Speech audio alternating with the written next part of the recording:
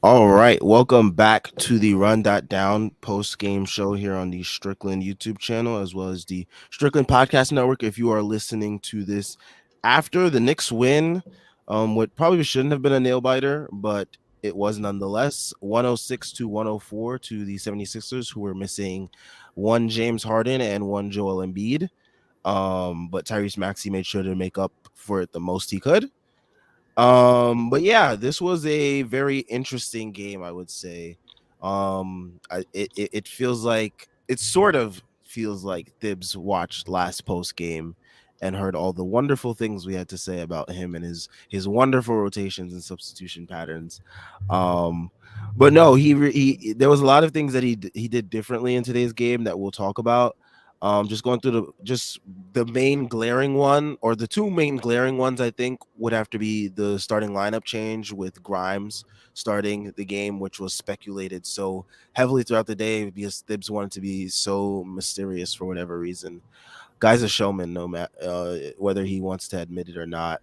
Um, and that was the first main change, and then today down 10 in the fourth quarter, he decided to deploy the Obi Randall pairing in the fourth quarter. We will get into that as well. I think we could just start off with that because I think that was like this is something that the fan base has been clamoring for ages now, and it's just like it finally happened, and we feel vindicated because like the minutes that he played with Randall, the team was successful and they won those minutes, and it wasn't a blowout, so can't skew the lineup data there, Thibs. Got you there.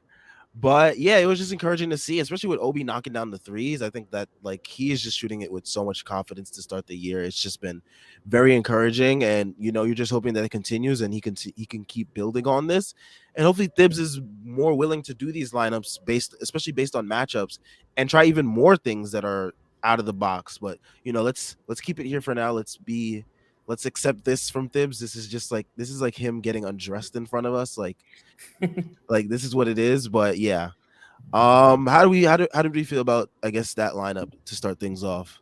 I know this major pause, whatever. Yeah.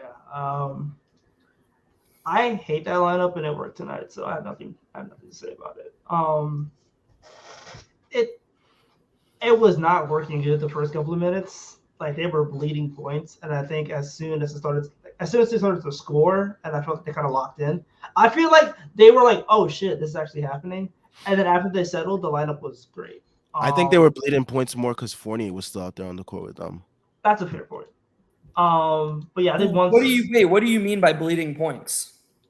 I think like what the lead went up from like 8 to like I think 11 at one point. No, no way, I have to check the play by play. But As soon as soon dude, as uh, dude. as soon as No, Obi no, came in, no, they no were way. already up by 12. The When 76ers. Randall came in, they were down 12. It never Yeah. got bigger than 12. They won their minutes the whole time. let's see, sub in. Okay, Obi immediately hit a three, and then Obi immediately got an alley oop, and they cut it to 7. And then yeah, it kind of stagnated, but it never went back above 12. It was below 12 the rest of the way. okay, They yeah, you're won right. their You're right. minutes Yeah, very soundly. I'm checking them now. Yeah, you're right. You're right. But yeah, it was good. It was good tonight. It was great tonight. Even especially with Obi hitting that three that put them up one, which kind of felt like that was the shot that basically put the Knicks ahead for good, even though it didn't really feel like it down the stretch. Yeah, nothing to complain about with that lineup tonight. It was good. I hope we see it more because I have tentative hope for that lineup. I would like to see it against a better unit than the Sixers G League team. But at the same time, you can't argue with the results, and the results were that it was a very positive lineup tonight. I mean, there are real concerns with the lineup, and there are reasons that Thibodeau has been so hesitant to go to it. But per usual, the people who side with Thibodeau miss the Grand Canyon sized middle ground here. Nobody reasonable has ever been saying they don't even need a backup center. Obi Toppin can be their backup center. Nobody has ever been saying that. All we've ever said is if you do it a couple minutes a half, Obi can go from playing 15 minutes to 20 to 25 minutes a game. It's a way to increase Obi Toppin's minutes floor is just to be open-minded just a little bit to let them share the court for a little bit, to not need 48 minutes of rim protection. And we got a little lucky because Jericho Sims just wasn't protecting the rim. And I think Tibbs saw that. He was just like, well, if Jericho Sims isn't going to protect the rim, I might as well just try this because I'm not taking Obi out. It was great tonight. It was the only weakness I would say was defensive rebounding, but it wasn't from like an overpowered standpoint, which I thought was encouraging. It was from what we've seen a lot of from all units these first 7 games, in that they didn't box out. Like all their offensive rebounds came off of guys just standing and watching. And so that's an area every unit has to improve at, like it's not just the Obi Randall lineup that has to work on boxing out. Everyone has to get better at boxing out. I loved it. This is the most excited I've been being a Knicks fan since the RJ buzzer beater, I would say. And it's also just like a different kind of excitement because, as we'll get into in a little bit, more so than the Obi Randall lineup, it's just you can at least picture an outcome now where we start seeing different lineups. And that just felt so impossible after last game. So, I'm not saying it's a guarantee that Thibodeau is going to like change or whatever, but it's more likely than it was before the night started. And that's a good thing as a Knicks fan. Well, we got tomorrow to see if, this experiment continues. So we don't have to wait too long. So Obi, he was great tonight. There were some moments where it was like, oh no, the 3 isn't falling, then he started to pick it back up. But yeah, Cam Reddish played a pretty solid game tonight as well. He picked up for Grimes in those he had foul trouble, and he's just trying to get his legs back under him, I think, too, with Grimes. And I think in no time he'll back to himself. Picked up for Fournier because Fournier was just Fournier. Dreadful. Yeah, he was awful tonight. He was dreadful tonight. Yeah. If we just say no Rose, no Fournier, and go down to a 9-man rotation, that'll force Tibbs to really step on this this outlook of staggering rotations. By the way, if we go down to a 9-man rotation, which I think we should, I mean, Fournier's been awful all season, and Rose, I don't even know what he's doing. Rose is cooked. Yeah, Rose is ready. I told you, I tweeted it earlier. He's ready to be a motivational speaker in Chicago prisons, like with the hat on and everything. Like he's ready to talk about life and building yourself up back from the bottom. He is not fit to be on an NBA court right now. He is so cooked. Oh my gosh! Like everything he does, it looks like it's just like delayed. Like his passing, he's like has so many. How many turnovers did he have tonight? Like he had 4 in 7 minutes. That is insane. That is insane. Yeah. He was bad. Yeah, him and Fournier, they've been absolutely bad this year. And I mean, the value that they had in the offseason, that probably might have been their highest at this point. Like, my gosh. But yeah. Who else had a pretty good game tonight? Oh, Jalen Brunson. How could we forget? Jalen Brunson had a good game tonight. 23 points, I believe it was. 6 rebounds, 7 assists. So, almost a triple double. He's been really good on the boards, which is very encouraging. And he started off missing a lot of middies, which was a little bit like, are you gonna like go into your passive mode? But he kept being aggressive. I really liked his second quarter. He was really getting to the rim a lot. Also that third quarter he was getting to the rim a lot. So that was very encouraging to see. RJ had a good game tonight as well. 22 points, 9 rebounds, 2 assists. 3-point shot. Took a lot of threes tonight. It didn't really bother me that much. I didn't even notice he took that many threes until I actually looked at the box score. But yeah, it was a pretty good game from him as well, I think. I want to talk about this. I want to talk about RJ game a lot because I loved this game. And I'm not the biggest RJ fan. I agree. I love this game. Like, he looked significantly in command in his spots, especially in that like 3 to 10-foot area where he struggles a ton. Like that push shot was going tonight. His ability to manipulate defenses. Remember, like you saw that there was a turnover from the Sixers, and in transition, he was able to on one play get down the lane, make finish at the cup, and then the next play he knows that people are going to try to put bodies against them, and then he literally passes to Hartenstein with the pass, and Hartenstein flushes it in. Like the way he manipulated defenses tonight, and I get it, not the best opponent tonight, but at the same time, that's what you want to see RJ Barrett do. I don't care about the three ball because I think the three ball is going to come. I'm not worried about the three ball long term. But that's the game where I'm like, okay, RJ Barrett, there's something that like you can build off of. And as a team wide, I want to say like they can finally hit 2-pointers, which is fantastic to see. And the three ball will come. I'm not worried about the three ball because I know this team has better shooters than the percentages. I feel like this team is average to good 3-point shooting, maybe not top 2 like they were 2 years ago, but can this be like a top 15, top 10 3-point shooting team? I wouldn't be surprised. Like this personnel can shoot. So give it more than 8 games. But yeah, like I feel like the offensive process was there. I feel like, especially from RJ, that's a game where I'm just really happy to see him do that. And it wasn't just like the block score with the playmaking, because the playmaking was a lot deeper than just 2 assists. Oh yeah, for sure. I was surprised he only had 2 assists because the manipulation that he was doing on a lot of those drives, it was something that he wasn't doing those first couple games because it seemed like he was pressing in those games because he just wasn't really, I don't know if it wasn't because he wasn't really involved in the flow of the offense or just shots weren't falling. But tonight he definitely looked more poised, more in control.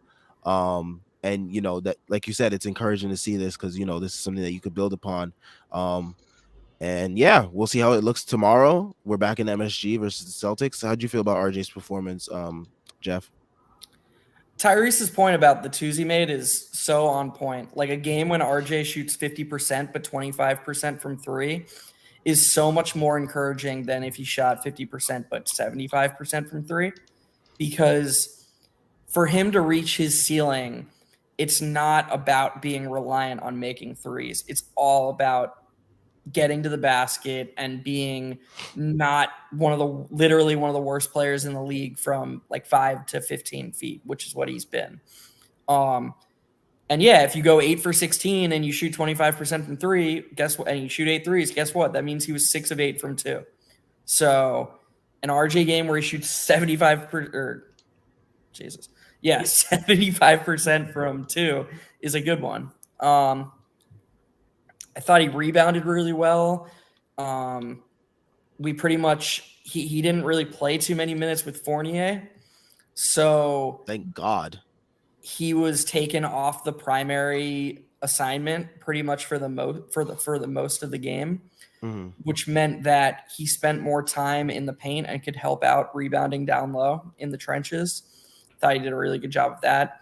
The play Tyrese talked about after his bucket where he manipulated the big men and bounced that slip pass to Hartenstein for the easy dunk was one of my favorite plays of his of the entire season. It was just beautiful, and it was the type of thing we need to see from him. It was an awesome game. I feel pretty comfortable saying that he was the best player on the Knicks tonight, and maybe on the court. I mean, I know Maxey was good, and put up good numbers, but I mean, he was also 10 for 29, and like we know Maxey's not really doing a ton on defense. So yeah, I mean, I feel pretty comfortable saying that RJ Barrett was the best player tonight, him or Brunson. And to that point, 6 or 7 in the restricted area. That's what's gonna get him paid. Well, he already got paid, but that's what's gonna get him to Utah this year. Like, and for the All-Star game, I'm not talking about the trade. We know, Tyrese. We know. I had to make sure that was clarified. I don't need people to be like, well, he can't go to Utah. No, we're talking about the All-Star game. Like, but that's the stuff that you want to see. You want to see him finish 6 or 7 from 3 in the restricted area. Not taking a lot of mid-range shots. Like, I don't want to see him take mid-range shots. I'm sorry. Like, if you can get to the basket, maybe hit that floater and hit your threes in the corner whenever you get them and get to the line 6 times a game and finish there. I wish he shot 5 or 6 instead of 4 or 6 at the line, especially up the stretch. But like, you'll take what you can get, and ultimately that's a good game. So. Wow, Evan Fournier, 14 minutes. Wow. He It feels like the end is near. It's Good. got to be. There's no way you can go back like with Tatum and Brown. There's no way he can go back to Fournier over Cam tomorrow. You just can't. And look, the 11-man If he rotation being does, fun. his reasoning will be like, well, Evan Fournier averaged a whole bunch of these points last year against the Celtics. I That would Oh be my I that God. would be a don't. classic Thibs thing. It's a really I good point. honestly, does Cam start tomorrow? I don't know. No. I mean, he finished tonight. Cause like I don't think Grimes is ready yet. I don't think Yeah, he's ready Grimes yet. still needs his legs under him. He did look rough on that take where he got fouled. He got up a little gingerly. And I would not be surprised if they don't want to play him on a back to back. That's a good point. So honestly, I think Cam starts tomorrow. It would make sense I, against the Celtics size. it makes a ton of sense, and I feel like even with Cam not being the best at the POA, he's still serviceable. And I kind of feel like there's a point where you can run a Brunson, quickly RJ Cam center lineup, or you put Randall up to 5, and or even Obi. And honestly, that length at the POA between IQ and Cam, like that's probably the lineup that's going to do a lot of work against the Celtics, especially since they can stretch it up to 5 with Horford. Yeah, I wouldn't argue if Cam starts tomorrow. I think he does. Tonight's game was just so unbelievably vindicating in so many areas. Like even us as like huge Quickly fans, like he was really bad in the second half, but it's okay. You're allowed to have bad halves. But we saw so many different things succeed. We saw RJ and Cam play the 2-3. We saw RJ play the 4. And all we ever talk about on here is how versatile this roster is. Yep. And like what Tyrese just alluded to, once you get started down that rabbit hole, there's so many lineup combinations that under the old ways we were never going to see. And if Tibbs is actually willing to just start mixing it up and start staggering and start, okay, let's try this, there's honestly no limit to the amount of combinations we're going to be able to see. And it's really exciting, honestly, like if this is actually a real thing. Tibbs, when his back to the wall, coaches better than Tyler. Tell me I'm wrong. Like Tibbs, when he has to go like short rotations or like his job is on the line, is gonna give you some like. Well, I need his job to be on the line for the rest of the year. Then it probably is. Like, if he loses to the Blue Jackets tonight, can you imagine that conversation? And tomorrow he gets spanked by the Celtics. Like, dude, at that point, it's okay. This is the game that could probably save your season. Because realistically, this is the game that you need. Harden is going to be playing for the next month. He broke his foot.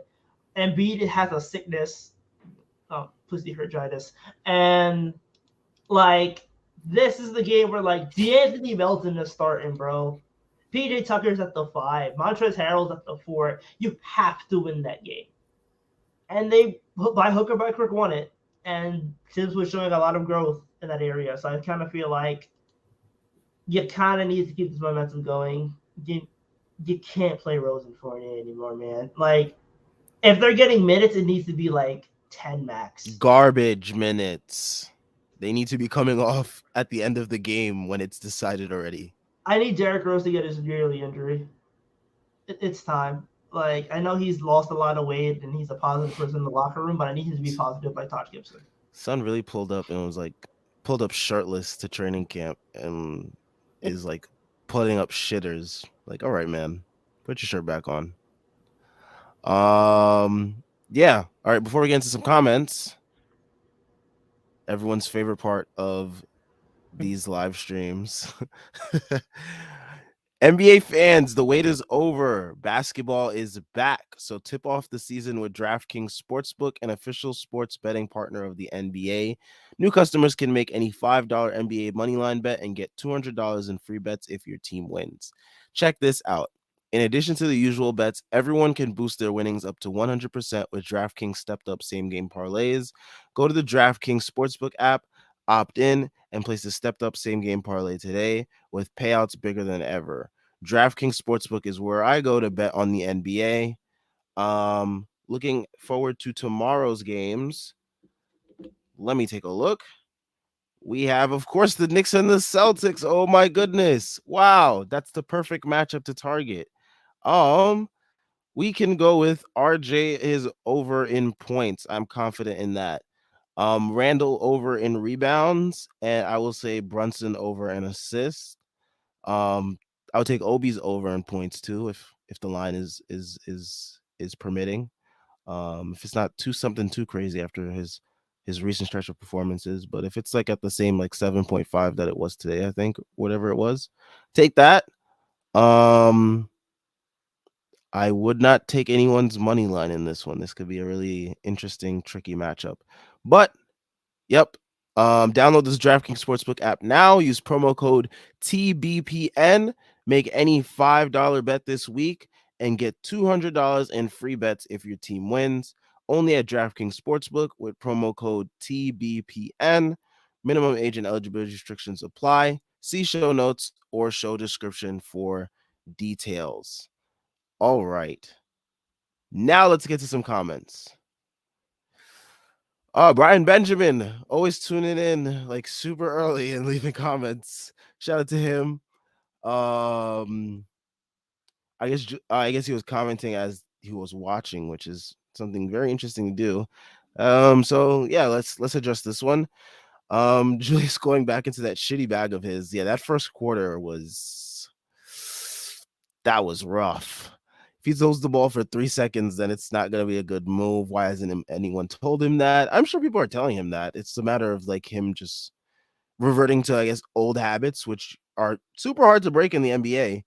But yeah, I thought in the first quarter his decision making was really bad. I mean, wasn't like the first possession of the game a turnover from him? Like he held the ball, jabbed a couple times, drove into the lane, and then got stripped. But yeah, he had like a lot of turnovers early on. It did not look pretty. I think as the game settled in and as guys started to settle into their roles on the court in this game, he focused more on crashing the glass and like I guess setting people up somehow. But yeah, he kind of stepped away from the offensive standpoint of scoring. He wasn't really looking for a shot, and he just kind of played within the flow of the offense, I think, just a little bit. And that was okay, I guess. What do you guys think about number 30's performance tonight? That first half, I had to watch the game on mute. Because the bricks were so loud, I felt like I was hearing gunshots outside my home in San Antonio. I didn't even bring up the shots. I didn't even want to bring up the shots, but yeah. I could do that. I threw my 30 jersey in disgust, and then in the fourth quarter for the free throws, I put it back on. I mean, like the first half was really bad. It was last year, Randall. Like the turnovers were really bad. I kind of feel like some of them were just really sloppy, and then some of them were like the bullshit offensive fouls that he gets, which some of them are bullshit. But like at the same time, it's like yeah. And then in the fourth quarter, I kind of feel like he did a lot of the glass in the fourth quarter, like some key rebounds, some key possessions. Jeff, high leverage rebound. High leverage that rebound. Was after Obi blew the box out. That was big. I literally saw the high leverage rebound. I was like, "Oh, Jeff's gonna love that one." I literally tweeted out highest leverage rebound of the season? Question mark. You're right, probably of his life. Yeah, yeah, but like, yeah, I no complaints about that. Also, holy shit, Obi Toppin scored 13 in the fourth. That's wild. 9 shots. Holy fuck. Anyway, but yeah, like great rebounding in the fourth. He didn't take a shot. He knew his role. He played defense. He got people involved. He broke down defenses. Like that's what you want him to do. He was also 6 for 13 from the field tonight, so it's not the worst performance, and he shot really well from 2. The 3 ball has been dreadful. I will admit that much, but he's still getting it done from 2-point range is what I want to see. Like I feel like that's where he's going to make his hay. I do expect some positive regression from 3. I don't think he's going to go for like an 0 for 18 stretch or wherever he was until he made a 3 this game. I just kind of need him to, once that three ball gets up, I think he'll be like okay. I still think ultimately, also like the free throws have been weirdly off. Like even more like I'm used to him being like a 75, 76% free throw shooter. He was just Which was off so tonight, but shocking that way he made the 4 straight in the fourth. I, his free throws under pressure have been weird since his first. Like I feel like his first year he could have hit them under pressure, and then like the last couple of years he's been decent at it. Like the free throws at least. Everything else no. But like the free throws are what all that matters. And he did his job with the free throws tonight. Again, I still think he could be around high 70s to even 80, low 80s. But again, really weird sample size early, so I'm not going to get too worried about that. But yeah, he's hitting his twos. I expect positive regression on the threes. I think he'll be fine overall. But tonight, the first half was very, very bad, and then the second half was All right. okay. Like that's a game you're just like, all right, okay. Like overall, you'll be like, okay, 30, you did your job, you kept us in the game, you had some really good, you had some really good possessions on the stretch, and you could grade it out as like a B minus, C plus. Yeah, the first half was really rough. It definitely felt like he was like calling his own number more than usual for this season. It was definitely the most frustrated I've been from okay, here's another possession where like, yeah, we might have some superficial action, but we don't really have any action. It's just Julius doing Julius stuff. And that's always kind of tonight's not the night to do like a Julius versus Obi thing, but that's always kind of been the thing. Like what's been there between the two of them is that when Randall's in control, it's kind of at the expense of team offense. Like even when other people touch the ball, it's late in the shot clock, he's driving and kicking out, and they're sort of play finishers. But Obi is just more of a connector. And each of those types of player has value, obviously. But the argument has always been when Jalen Brunson and RJ Barrett are on your team, which is more valuable to that team. I'm not, calling for Obi to start. Obi better play more going forward. Like he's once again proven like he needs more minutes. But as far as Randall goes, I mean, it wasn't a great game. I think B minus is kind of generous to be honest, but like whatever, I'd be nitpicking. His turnovers were really bad. Yeah, I don't know. Until down the stretch. I mean, he deserves all the credit in the world for hitting those 4 free throws. That was awesome. That was, and me and Sam have talked about it before. I don't know about before the Knicks, but on the Knicks, he's been like one of the least clutch free throw shooters ever. Like I didn't have confidence he was going to make those 4. I didn't think he was going 2 of 2 either time, and he proved me wrong. So good for him. It was the $104 million man, Jalen Brunson, that ended up missing one that kind of got people spooked a little bit. But yeah, I mean, yeah, I always give 30 shit on Twitter for when he does those turnovers and shit. So if you just look at my feed, you'll just see a whole bunch of shit about like pass the ball and oh, another one, great, and yeah, you'll see it. All right. Jordan Bub says, let's be real. If Mitch didn't go down, we don't see Obi Randall line up. I'm not too sure because last game he also didn't play Mitch down the stretch and Mitch was healthy. And I didn't get like 4 fouls, but like he was still able to play him, but he went with Hartenstein. So maybe it's like a matchup thing that maybe Thibs is approaching, sort of, hopefully. But it could also be his back was against the wall and like he's about to get fired if he doesn't like win this game against the 76ers, like third stringers basically, outside of Tobias Harris and Tyrese Maxey. But yeah, could have been either or. And directly relating that to Menno F, who says this Obi Randall lineup at the end of the game really saved Thibs' job today. Can't make this stuff up. LMAO. Yep. The one thing that Thibs was like so hesitant to go to could be the very reason why he keeps his job, unfortunately. Oh my gosh. All right. JL says, was Thibs going to get fired if he lost this game? Changing the starting lineup and finally running a Randall Obi lineup makes me think his seat was extremely hot. Yeah, I don't think he gets fired this game, but I feel like it goes into the Rolodex of why he should. Like if he loses this game and then he loses against Boston tomorrow, and then like they lose against like whoever's next, whether it's I think it's the Timberwolves. Timberwolves, they lose then. Then Yeah, they I lose feel to like the Nets, who are in a tailspin, but they actually won today.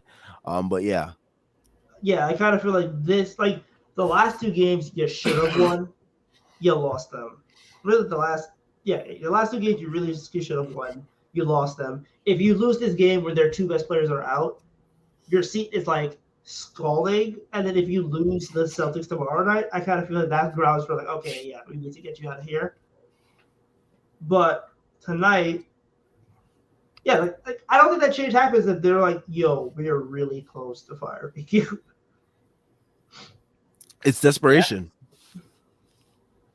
I mean, whatever it was, I'm just glad it happened. So I hope it keeps happening. I'm not gonna, I'm not getting my hopes up, but I don't think you can deny. I don't think anybody can deny that the chances of an increase in rotations is higher right now than it was, 3 hours ago before we saw this. So to me, that's as good as it gets. And like, honestly, I'm just kind of sick of the negativity and just being negative. The and fans like, are not just gonna like talk that. about everything, all the takes, like anytime. I mean, we all know how anyone gets whenever Quickly has a bad game. Like if we lost and Quickly had a bad game, I mean, thank God they play tomorrow because it would have only been, 12 hours or so of disgusting takes. But, I They'll think, still pop out. Oh, they're still flying. yeah, they will. But I think winning kind of cures that. And like, nobody wants Fournier playing over Quickly or anyone, like even Cam. Like, I think we're just done with that. I don't think you're Fournier pissing has off to the French play. right now. All the What? French fans are gonna be in your mentions right now. It's gonna be Nemo and like 6 other people. It's gonna be like we French Fournier. Jordan Bub also says Obi and Randall can work if you put in length of RJ, IQ, Cam, and play more switch heavy scheme. It can be very beneficial for the team. Yes, they need to switch. They need to switch. They need to switch. If I see Obi in a fucking draft again, I'm going to rip. Like I don't understand why they don't switch. Drop, every time they play drop, they look horrible because they don't give you rim protection. Like what? Okay, rather I should rephrase that. Obi gives you help rim protection, but he doesn't give you like drop defense rim protection. What they need to do is switch everything because realistically, Obi is better on the perimeter than he is in a drop scheme. And Randall is great in a switch scheme because he has the footwork to be able to guard 1 to 4. Of course, in practice, theory, two different things. But like his footwork and his size allows him to guard 1 to 4 in a perfect world. And realistically, I mean, we've seen when Randall gives a flying rat's ass that I've seen this man keep up with Kyrie Irving, okay? And I know we should not be talking about Kyrie Irving right now, but at the same time, that dude can still dribble and handle. And I saw Julius Randle keep up with him step for step. Like that man, like hell, even in the playoffs, the best defender on Trae Young was Julius.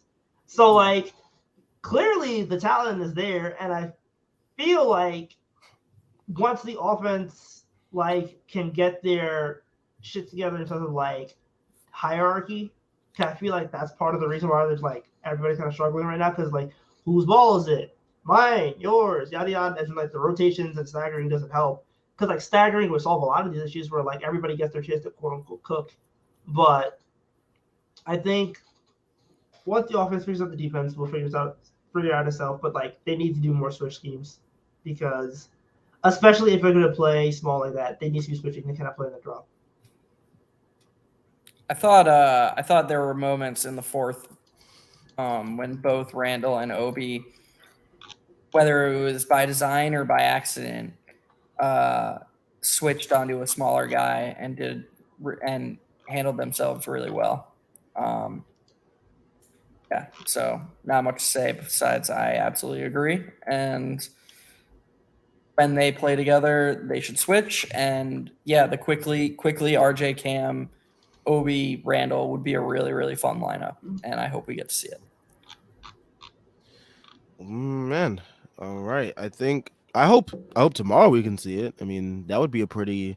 I think the Celtics are a pretty decent opponent that you can try that against with the lineups that the Celtics try, at least with like Derek White, Brogdon, Brown, Tatum, Williams.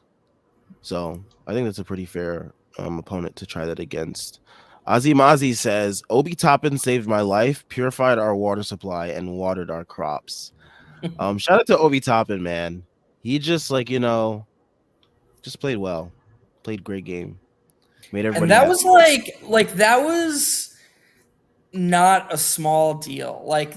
Clyde was talking about before the game started about how even NBA guys feel pressure, and Grimes, played 40 or whatever regular season games last year, and he even started a couple. But he was literally playing his first real minutes of the season. He was starting. And Clyde was like, he's going to feel some pressure, stepping into the starting lineup. There's some pressure on him. Well, Obi knew how big a deal that fourth quarter was.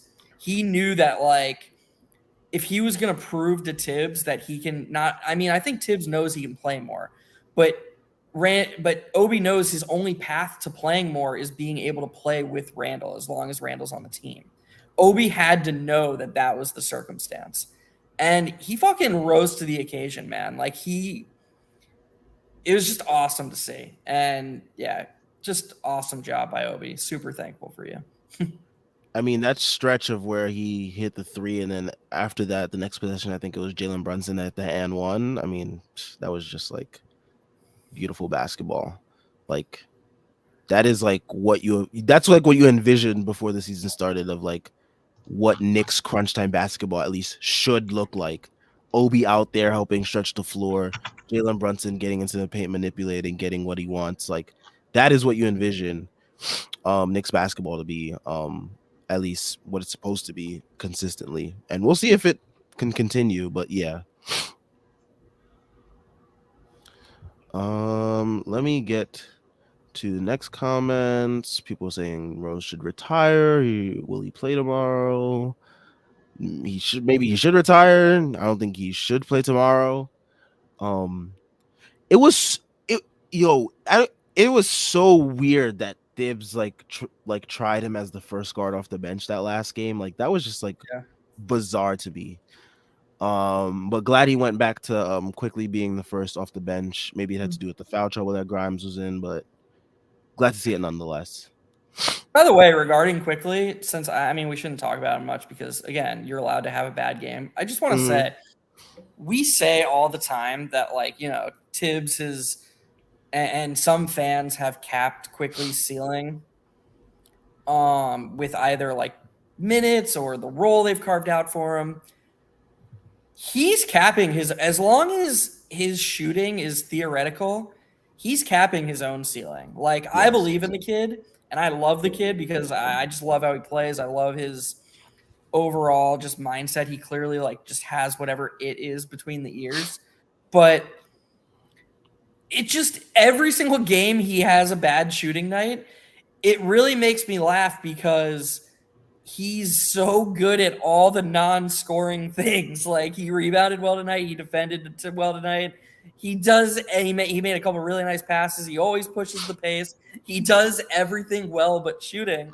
And these people try to pigeonhole him as this guy who can only score. And then they're like, well, he can only score and his field goal percentage is low, so he must not be a good player. No, he's a really good player in spite of his scoring. And I don't not believe in his scoring. I think that I don't know. I think we've seen stretches. He gets hot, but I think he also has bad shot selection. He had one tonight where he had a mismatch against Paul Reed. And he ended up settling for a step back 22-footer with his foot on the line. Don't take that fucking shot, man. That's just bad. Yeah, that's a bad shot. So yeah, that's the only thing I have to say about Quickly. His floor right now is what it is now because he'll always be able to connect. He'll always be able to defend, and he'll always try hard. If he wants to reach that next level and be a really good player, he's got to start fucking putting the ball in the basket more. Yeah. Yeah, like Hey man, quickly save us. man, like I need post All-Star break from last year quickly back because that was literally like he was so good, man. Like 15 points on 10 shots and getting to the line like 4 times a game still while shooting like he was like 45, 40, 85. Like that's a player that like that's a Kyle Lowry-esque player, you know? Like that's a man, like I need him to start shooting better. And I know this is usually what happens with him where like he struggles coming out of the gate and then he puts it together late and like it balances out the percentages. But at the same time, he needs to like simplify his offense a bit. And I think once that happens, then like you have a really, really special player. But until then, he's like Marcus Smart with not the defense of Marcus Smart. So like, and how much is A like, Swiss and Army Marcus, knife. I mean, he's a Swiss Army knife, but like, if you don't put the ball in the basket, like Marcus Smart needs to literally be like one of the 5 best defenders in the league to make that work. And So Smart's way more efficient than Quickly. He knocks down his threes, no, right? Like Marcus Smart. Marcus Smart Smart's is like Smart's true shooting percentage is close to 60, maybe 50 no, between 55 and 60.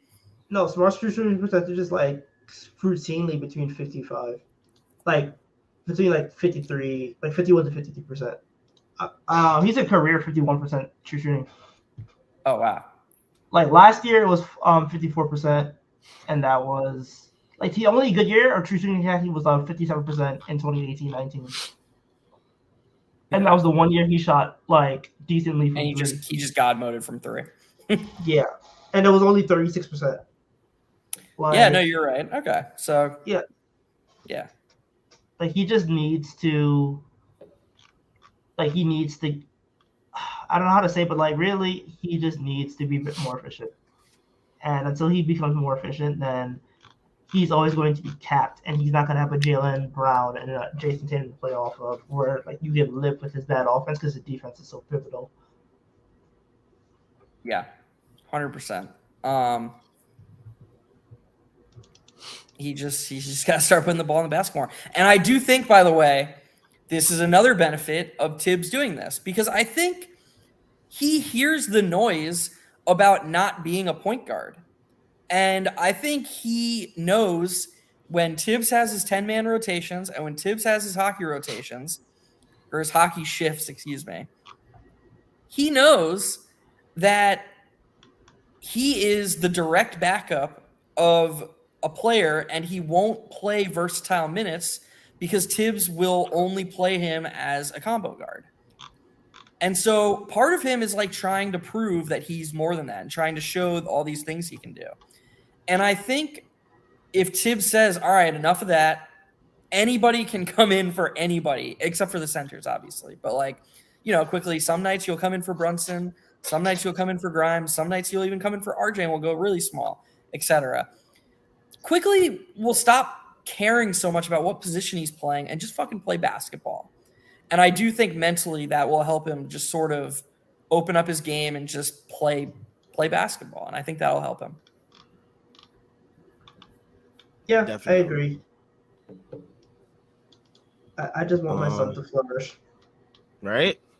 Right. That's I go way too hard for Son to like do this. Like, don't make me look stupid in front of the old people.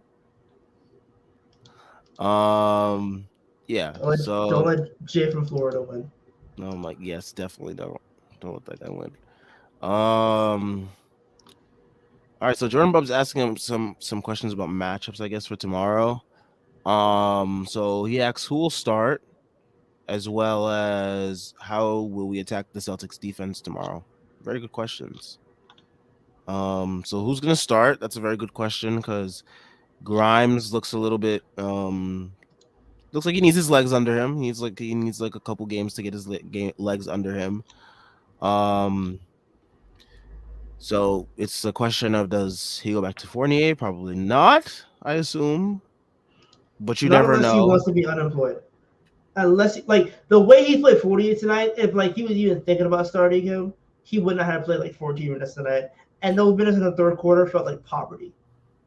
it felt like he gave him those minutes in the third quarter to be like It's trying like to a do something. donation. Yeah, like a hey, I still think you can be decent. Try to prove it to me. And as he literally came out and he gave you nothing. I would not be surprised if Fournier doesn't play tomorrow. Like Oh wow. I think he might be done, dude. Like I think he might be done. And I wouldn't be surprised if Rose doesn't play tomorrow either. Because like back to back injury management, whatever. But like I'm I all for can that. I can absolutely see something like Brunson, RJ, Cam, Julius, Hartenstein. I don't think Mitch plays tomorrow, and then like Deuce, IQ, Obi, and Sims, and they run a 9-man rotation. Like I'd love that. Oh my gosh. I'd I, love that. Jeff, you're on I, mute. Jeff, you're on mute. Do you think, Tyrese, that if he does that, I'm not asking what you think Tibbs will do. I'm asking what you think is best. Do you think that if that's the 9-man rotation, if it's the 9 you just said, it would make more sense to start quickly so that you're splitting up your only 2 wings? Because Cam and RJ are really the only true wings you have in that 9-man rotation. I don't like the idea of Deuce running offense, and I feel like if Rose is going to be like if Rose isn't going to play, then your only 2 quote unquote point guards are Brunson and Quickly. So it kind of feels like, do you want to split up your wing minutes or do you want to split up your rotation minutes, especially because Brunson gets to foul trouble decently. So like you don't want Quickly and Brunson on the court together much at all, unless they're like closing halves, in my opinion. I feel like with the wing minutes, Grimes can guard a little bit bigger. He can guard some threes, and I feel like against the Celtics specifically, you could probably put him on like a Jalen Brown for a couple stretches. I don't think Jason Tatum you can put him on, but like Jalen Brown, yeah, Malcolm Brogdon, yeah. Like I think the idea, like I think you want 48 minutes of good guard play, and I feel like you have enough with Grimes to where like he can still guard the guards and he can still guard some of the wings on the Celtics as well. So I would take that over potentially something quickly and be in a situation where like you may not have a decent bench. Don't you think you could just let's just say Brunson and Quickly started? Don't you think you could just pull Quickly when Mitch comes out at like the 5-minute mark, I don't think Mitch and then plays tomorrow. and then have Brunson play the whole first quarter, and then bring in Quickly for Brunson to start the second quarter? I mean, I don't think Mitch plays tomorrow, which is my thing. I know. I'm just saying. Okay, for whoever the Yeah. center is that starts. Okay. I feel like playing Grimes just kind of gives you what you want ideally from the POA, and that gives you what you want in terms of like size.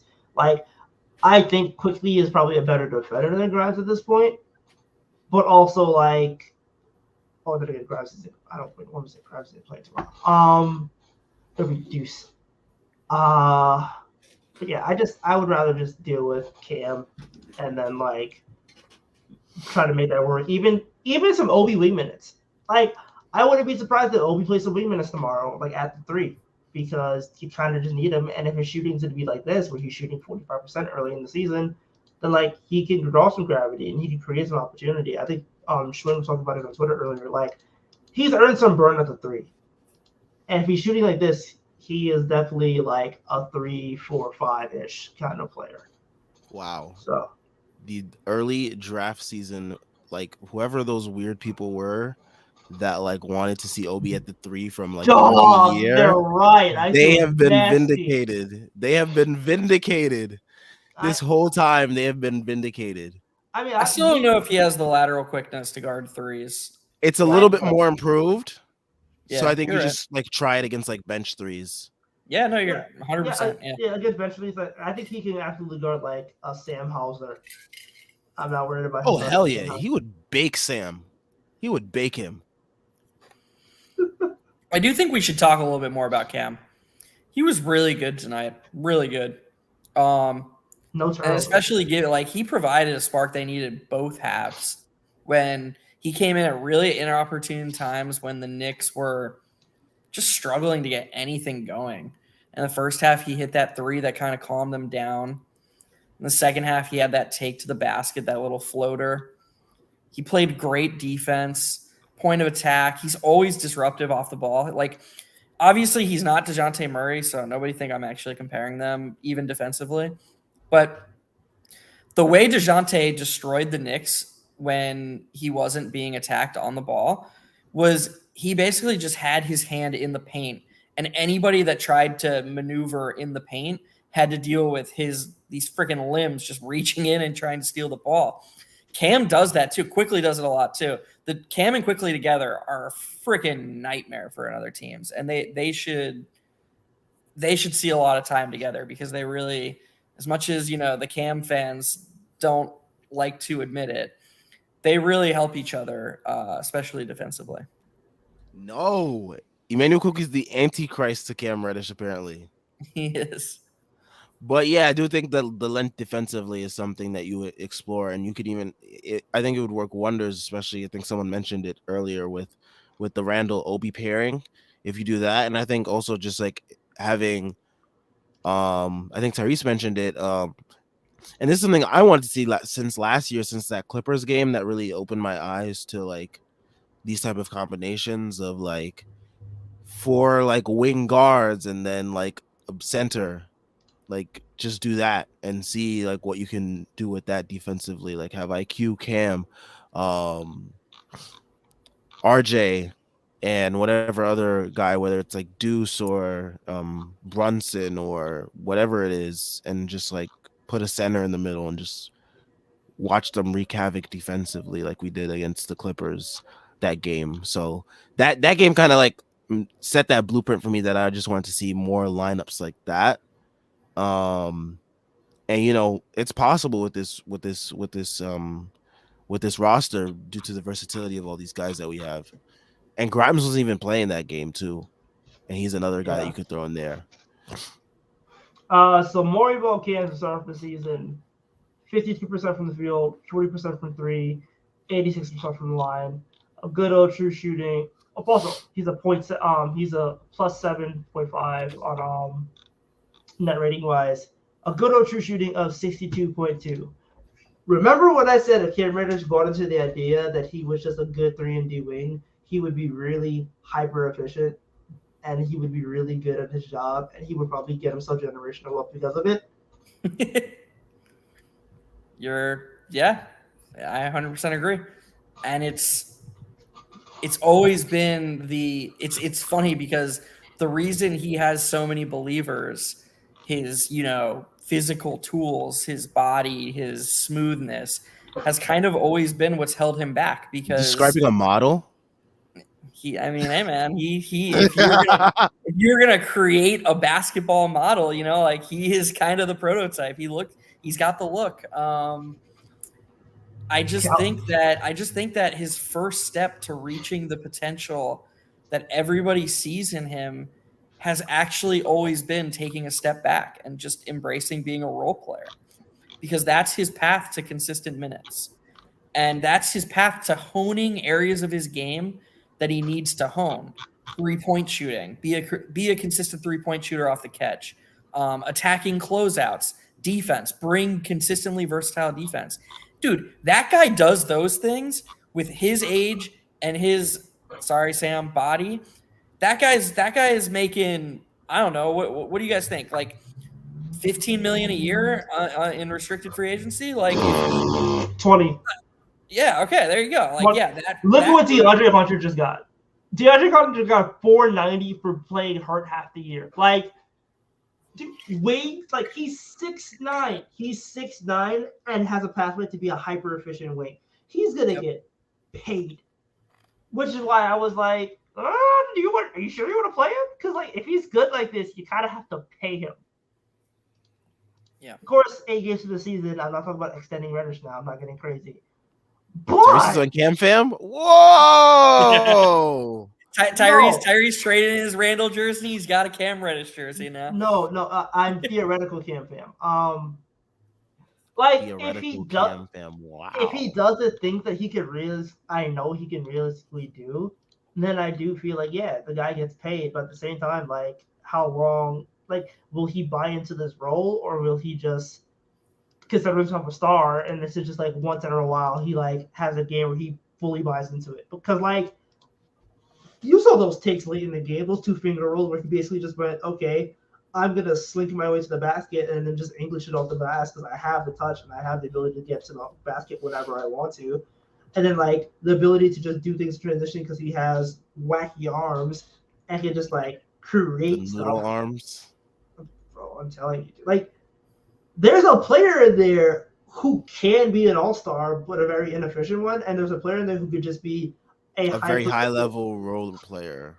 like that's a guy who could like start on championship teams if he bought into the role. I also think we need to, in a lot of ways, people who are down on Cam are similar to people who are down on Quickly. Now, obviously, Quickly is a lot more accomplished in terms of like Body of work on the correlating court. to winning basketball and impact on the court. So it's not perfectly apples to apples. But we need to stop like having one game sample sizes be like, oh yeah, remember he sucks. Like we're just we're too hyper reactive, I think. And the same people, we don't want to be like the people who will be like, oh yeah, guys, see, like Quickly isn't good because he played a bad second half tonight. If Cam comes out tomorrow night and has a rough game, I think the whole point of taking a flyer on him is giving him more than one game or 10 games. You know, we have to be like, okay, yeah, that was a bad game, but that's what it was. It was just a bad game, you know? That's my opinion, at least. Yeah, I agree. I just, man, like, I get why Cam Fam is Cam Fam. That's really it. Like, I get why they're Cam Fam. Because, like, the player that could be is so freaking tantalizing Enticing. that you're just like, wow, this is a player who could like realistically be a part of this core. Like, man, if they do the moves that I think they could potentially do in order to realistically save their asses, because I feel like a lot of these guys, like, I feel like the next few months is going to be a lot of trying to save your ass. And usually when you're trying to save your ass, it's usually some of their best performances. I can see a world where like maybe they're just like, you know what, we have 3 protected picks. We're not doing anything with them. Do we call up a San Antonio and go, hey, do you just want Evan Fournier and a Wizards pick? I can see that happening. For Nothing just what? like for nothing. just to give for just oh For they will just dump him. Hey, we have a Wizards pick that we don't even care about using that much. Or matter of fact, we'll give you the Bucks pick. Take the Bucks pick. Like, I can see that one happening. Because I kind of feel like at this point, they might just go, all right, we have to double Fournier. Okay, Rose isn't going to play as much anymore. We're kind of just going to go into the idea that, like, hey, Tibbs, make this shit work. We know it will work because these are the good players. We're going to make you play. And, yeah, maybe I'm just high off one game, but, like, that was a stretch. This is a stretch where realistically guys can start losing their jobs. I kind of feel like this is the first time the front office has like felt that heat. Because like with the Mitchell stuff and the Murray stuff, you're like, all right, you know what? We'll see how the season plays out. Okay, we got RJ Barrett extended. You know, that was a resounding win for the front office, like in terms of and like then those two come and break our fucking jaws in back-to-back games. exact and back-to-back games is the highlight at that point. Because it's like, okay, you could have won those games, but those guys are the reason why you didn't win those games. If it was like Trae Young going off and Murray had the game that Trae Young had, then like, all right, you know what? Murray didn't do anything. It was Trae Young being Trae Young. And you know, Kevin Love was like going, oh, Darius Garland was going off, and like Donovan Mitchell went like 4 for 13. They did his job. But it was the fact that it was those guys in particular lighting you up and making you look foolish. I kind of feel like at this point now you just gotta like, you know, full speed ahead with like, okay, we gotta win now. We gotta keep our jobs. I feel like everybody's kind of at this point like fighting for their jobs at this point, and I would not be surprised if you see like the quote unquote best version of the Knicks. And I say this, and tomorrow Fournier will be starting, and I would just look like an idiot. But like, no No, way. I'm so serious. I'm so serious when I said that Thibs could use the logic of last year's PPG versus points per game versus the Celtics as a reason to start him, especially if he feels that Grimes doesn't have his leg under him all the way. I really think Thibs could do something like that. That's something that he would do. It's concerning, and it seems like far-fetched, especially after all the experimentation he did today. But like that would be the perfect Thibs move, in I, theory. I, I am telling you, dude. I feel like Fournier is gonna get some DNPs, and the DNPs are gonna turn into we're just gonna dump you. Bro, Larry Nance just put someone on a fucking poster. Oh, I dunk of saw the that. dunk I of the season, dude. Saw that, and Jesus, Holy cow. Jesus, I love League Pass. This is great. But yeah, like I think 48 is going to get familiar with my state of residence very very very soon. I think he ends up here. That's just my prediction. I think he's going to get dumped in the next month. I don't think he finishes the season as a Knick. Dude, there's no way. If he starts tomorrow night, I'm never coming on this post game again. I'll say that. Like, I'm fucking done. I'm fucking done, man. I can't keep putting this much effort into this team for them to just turn around and start Evan Fournier tomorrow night. It can't happen. It can't happen. I hope not. But Tom Thibodeau. I would not. I wouldn't be shocked. I'd just be disappointed. I felt like, dude, the way he played him tonight makes you feel like even Tibbs is like, yeah, nah. Like, if you believed in the guy, like again, I've seen like Mitch get benched, but Mitch will literally still play like 27 minutes a night and like will take over the game for nose the well. But the fact that he literally played Evan Fournier like charity minutes because like he really wasn't going to play anybody else, I kind of feel like he got the message. And if it wasn't him who got the message, it was Leon Rose going, dude, I want you to keep your job. Don't be stupid. So yeah, I'm kind of at that point where I think like now we've gotten the bullshit out the way. Rose is like a non sequitur. We really don't care. You dub Fournier. You have a little bit of cap space to like work with, maybe to get somebody. You have a couple draft picks still. Like losing one protected pick is gonna not do anything for you significantly. Like I'm sorry, you kind of seen the value of the protected picks. They don't really matter that much. Like, so yeah, I it looks bad in terms of like, oh well, you know, all these contracts you used, you don't pick to sign up. But at the same time, it's like, well, whatever. If the team is still winning games, I don't really care. JL points out that Obi is averaging 11 points per game and 16 minutes per game. Pretty good. PPM minute. PPM God. Like, yeah, man. Like, PPM. Obi's been playing good. Points per minute. Taz says, no need to use a pick to dump 13. In my opinion, just bench him. He'll be expiring at the end of the year and will probably be movable then. You're looking at the Bertans contract. He's getting to Bertans level. And, like, even though Bertans contract is worse, I still kind of feel like maybe you take back some worse contracts, but I don't think the Knicks want to take back worse contracts. I think they would rather just have the cap space. Like, you'll have a little bit. You'll have like a decent amount because, like, even with Cam's cap hold, I kind of feel like you may have, like, enough for – like maybe a $10 million player. Like you could get somebody decent. Yeah. Like an Emily, like you could get somebody decent. So like I think I honestly think double K probably would be the best course of action. Just in terms of just like, you know what? Whatever. Why not? What do you have to lose?